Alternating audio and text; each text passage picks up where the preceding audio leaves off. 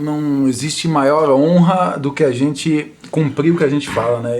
Em Efésios, a Bíblia fala que o apóstolo Paulo escreve a carta à igreja de Éfesos, e no capítulo 5, versículo 6, ele vai dizer que estava passando por um momento difícil a igreja do Senhor.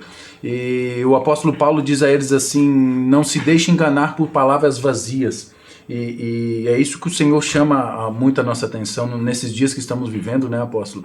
Onde palavras vazias se tornou algo comum em nosso meio que eu digo no meio cristão, na sociedade em si, né? Onde o pai que sempre diz que antigamente não precisava de papel, antigamente o fio do bigode era o que bastava, eram pessoas de palavras, era o que a Bíblia ensina, é assim, sim ou não, passar disso é procedência do maligno, né?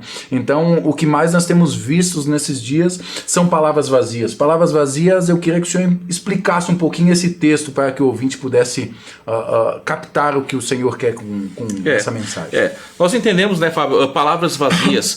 Palavras vazias no entender do cristão, no entender daquele que conhece o Evangelho de Cristo, naquele que busca pelo Espírito Santo, que busca a presença do Eterno. Nós podemos dizer assim que são palavras que são sem direção, né, Fábio? Palavras que são sem sentido, palavras que não atraem para a tua vida algo espiritual, algo que possa edificar a tua casa, a tua história, os teus sonhos, os teus projetos, mas palavras lançadas ao vento. Nós podemos dizer assim, que são palavras que elas não edificam a tua vida, palavras que não podem te direcionar, que não podem te guiar, que não podem levar você a alcançar um nível espiritual na presença de Deus. O que mais nós temos visto nos dias de hoje, no nosso século, são palavras vazias que são ministradas em altares, que são lançadas sobre a vida de pessoas da terra, palavras que não têm surtido efeito, não só porque o homem é conhecido, ou porque o homem tem uma boa índole, ou porque o homem ele está na mídia, que ele vai ter uma palavra com unção, uma palavra de graça, uma palavra de direcionamento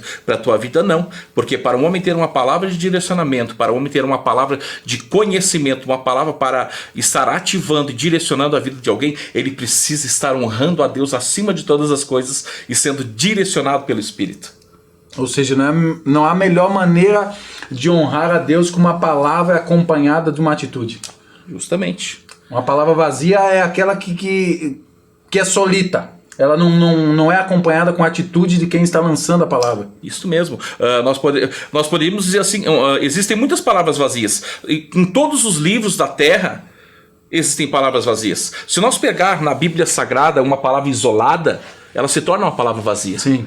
Correto? Porque nós acabamos o quê? Nós acabamos não tendo o contexto daquilo que aquela palavra está expressando ou o que ela significa. Então ela acaba se tornando uma palavra vazia. É como você disse, uma palavra sem atitude, uma palavra sem uma reação de caráter, uma palavra... Você lançar uma palavra sobre alguém sem viver aquilo que você está lançando sobre a vida de alguém.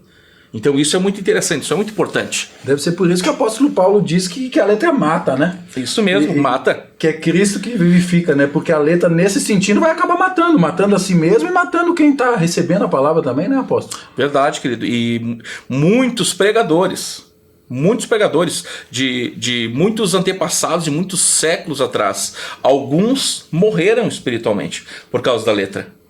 Morreram espiritualmente por causa de tanto se aprofundar, de tanto buscar. Não é errado se aprofundar e buscar, mas é errado tu se aprofundar e buscar sem a direção do Espírito, sem a presença do Eterno, sem receber a revelação da graça. Vai ficando só com o intelecto. É por isso que a letra ela mata. Então hoje nós temos muitas pessoas por aí, né, com todo respeito, né, falando a verdade, que tem muita letra, mas a presença, a graça, a unção, o poder de Deus já não existe mais. Sim. E através dessas ações que o evangelho está ficando tão mal visto, né, apóstolo? A dificuldade da gente fazer um trabalho direcionado para as pessoas que não conhecem em si a Bíblia Sagrada, a palavra de Deus, sempre é difícil, né? É difícil a gente honrar a Deus falando do amor dele quando a recepção é dificultosa, né? É verdade. Quem não gosta de chegar num ambiente, chegar em algum lugar e ser bem recebido? Isso. Não é? Jesus gostava. Jesus chegava na casa de Lázaro, de Marta, de Maria em Betânia, E quando ele chegava lá, ele era bem recebido, era como se ele estivesse em casa, como se ele, né, fizesse parte daquela família. E realmente, ele fazia parte daquela família, porque ele era o Filho de Deus, ele foi quem constituiu, quem gerou, quem criou, né, todas as coisas. Então, ele se sentia bem, e quando a gente se sente bem, a gente manifesta aquilo que está em nosso espírito. E quando Jesus manifestava aquilo que estava no espírito dele, ele manifestava o reino. E manifestando o reino, ele trazia vida para a casa de Lázaro, vida para a casa de Marta e de Maria. E isso é profético, né? Sim.